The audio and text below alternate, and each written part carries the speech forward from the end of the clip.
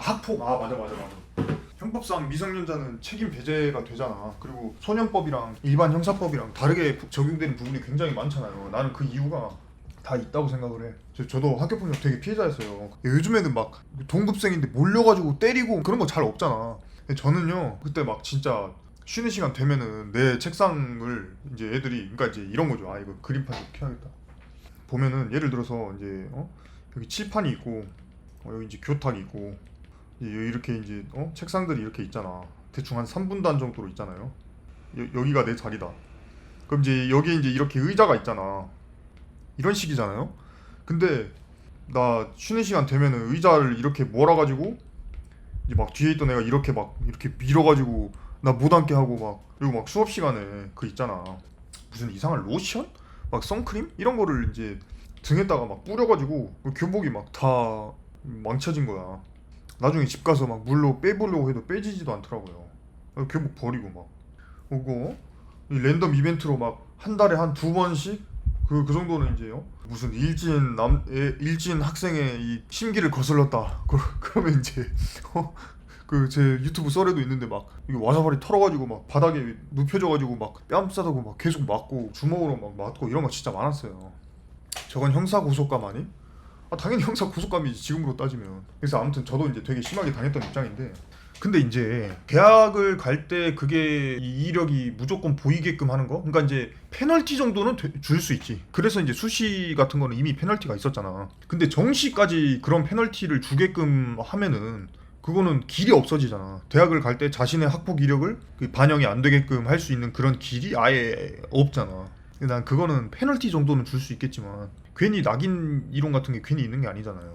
학폭위 말고 수사를 경찰에 맡기면 공정할 듯. 그것도 문제지. 그러니까 제대로 된 사법 절차가 이루어지는 게 아니라 교내에서 상대적으로 좀 관리도 부실하고 감시와 견제 이런 시스템이 제대로 만들어지지 않나져 있는 그런 학교 안에 있는 위원회에서 이 일종의 사법 절차와 비슷한 그런 과정이 이루어져 버린다는 게, 게다가 그 대상이 미성년자라는 게, 그게 이제 나는 좀 문제라고 봐. 대한민국이 전체적으로 국민들 정서가 너무 엄벌주의로 가고 있는데, 그러니까 엄벌주의가 정답일 거라고 생각을 다들 너무 쉽게 하는 것 같아. 우리 인류는 역사라는 게 있었잖아요. 근데 이제 우리 생각으로 어때? 잘못한 새끼 보면 막 화가 나잖아.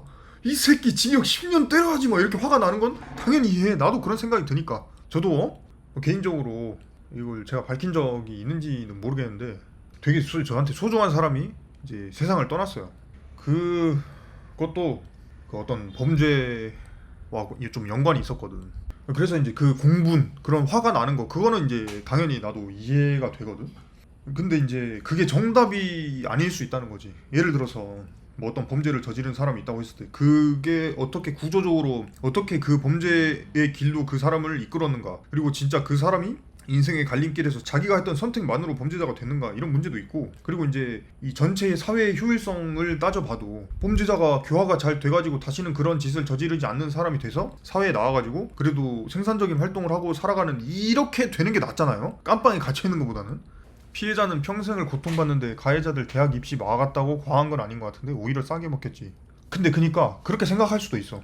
그렇게 생각할 수도 있는데, 내가 아까 말했던 거 두 가지 이유 중에 하나는 사법 절차 문제라고 했잖아요. 그러니까 그렇게 생각을 하는 사람이 있는 반면, 그래도 뭐 어느 정도 용서해줘야지 미성년자인데 뭐 이렇게 생각하는 사람도 있고, 그래서 중요한 게 사법 절차잖아요. 우리 사회에서도 뭐 한 100만 원짜리 뭐 훔쳤을 때 돈이 없어서 훔쳤다 뭐 이럴 때 불쌍하니까 봐주죠 뭐 이런 사람도 있지만, 그래도 사회의 법을 지켜야지 이런 사람도 있잖아. 그러니까 그런 사람들이 각각 생각하는 대로 막 해버리면 안 되니까 사법 절차라는 게 법에 정해져 있고, 거기에 따라서 이미 있는 그런 사법기관들이 수사를 하고 증거를 모아서 기소를 하고 재판장에서 다루고, 이런 절차가 이루어지는 거잖아. 근데 학교폭력 기록을 적는 거는 학교폭력위원회가 그만큼의 어떤 공신력을 가지고 있는 기관이 아니잖아요. 그리고 다른 기관으로부터 어떤 감시와 견제 이런 걸 제대로 받을 수 있는 그런 균형점이라는 게 그렇게 크지 않잖아. 그렇다 보니까 그런 부분이 굉장히 문제라고 생각해. 근데 대학을 가는데 사실상 대학을 못 갈 정도로 학폭 이력이 무조건 남는다, 정시에서도 뭐 점수가 깎이는 이런 정도가 아니라, 그러면은 그거는 사실상 나는 형사 처벌의 성격이 분명히 있다고 보거든. 왜냐면은 벌금 100만 원 내는 거랑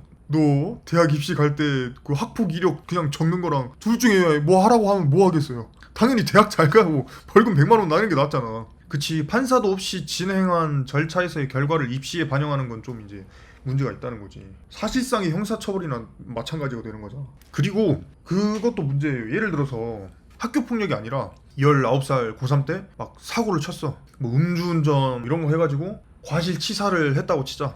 음주운전 하다가 사람을 치워 죽였어. 그럼 엄청 큰 죄를 저지른 거잖아. 근데 과실치사가 사실 초범일 때 바로 징역형이 안 나오는 경우도 있거든요. 그래서 징역형은 안 나오고 징역형에 집행유예가 나왔다고 치자고. 자, 이 새끼랑 친구한테 언어폭력을 가해가지고 학교폭력 기록이 남은 새끼랑 사회에서 좀 배제를 시켜야 된다 하면 둘 중에 누가 더 배제를 시켜야 되죠?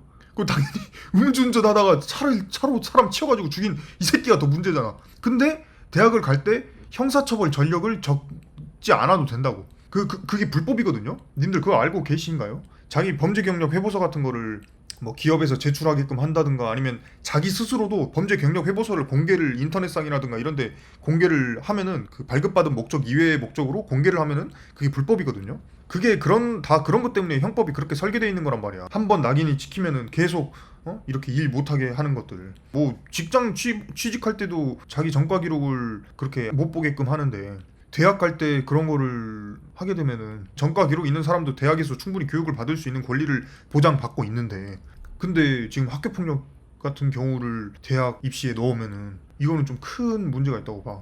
아 물론 그쵸, 저 채팅에서 말씀하신 것처럼 해외여행 결격 사유가 없는 자 이렇게 해가지고 우회적으로 보긴 한다라는 건 이제 저도 알고 있는데, 왜냐면은 일단 설명부터 하자면 저게 뭔 소리냐면은 폭력 전과라든가 어떤 전과가 있으면은 미국으로 갈 때 비자 발급에 있어서 좀 차질이 생길 수가 있거든요. 그래서 해외여행 결격 사유가 있는 자를 이제 직장에서 안 받는다 이렇게 해놓으면은 그게 우회적으로 전과자를 거르는 그런 효과가 있어요. 그래서 기업에서 입사 뭐 이런 거 할 때 그거를 잡아놓는 거야. 근데 그것도 잘 아셔야 되는데 일정 형량 이하의 그 형들은 몇 년이 지나면은 해외여행 결격 사유가 사라져요. 범죄 경력 회보서에 나오지 않는 그 단계부터. 이거는 조금 부정확한 그런 부분이 있을 수도 있어요. 정확히는 벌금 몇만 원 이하인지 뭐 몇 년부터 지워지는지 이것까지는 정확히는 제가 기억이 안 나고 옛날에 배웠었는데, 그래서 물론 그 마음은 이해가 되지만 학법 가해한 이런 애들요 대학 못 가게 해야지, 이게 마음으로는 이해가 되지만 근데 이제 그게 과연 공정한 거고 옳은 일일까 사회적으로, 그건 난 굉장한 회의감이 있어.